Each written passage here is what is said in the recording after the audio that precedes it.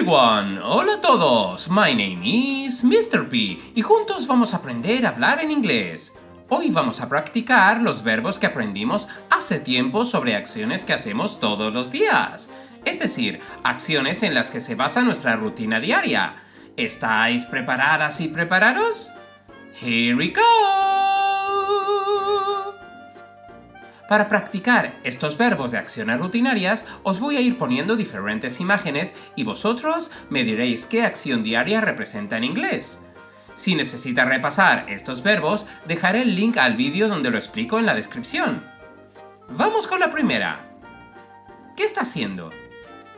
Está haciendo algo súper importante que todos deberíamos hacer al menos una vez al día. Se está lavando los dientes. ¿Cómo se dice lavarme los dientes en inglés?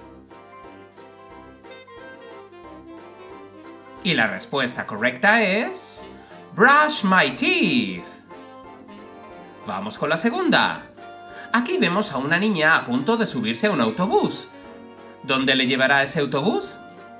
Eso es, al colegio. ¿Cómo se dice ir al colegio en inglés? Y la respuesta correcta es go to school. Seguimos con la tercera. Ahora vemos a una niña sentada que está escribiendo. Parece que está haciendo los deberes, ¿no? ¿Cómo se dice hacer los deberes en inglés? Y la respuesta correcta es do homework. Seguimos con la cuarta. Es un niño que está comiendo. Parece que le gusta mucho. ¿Sabéis cómo se dice comer en inglés? Y la respuesta correcta es eat. Y vamos con la última. Aquí vemos a una niña dispuesta a levantarse de la cama. ¿Cómo se dice levantarse de la cama en inglés?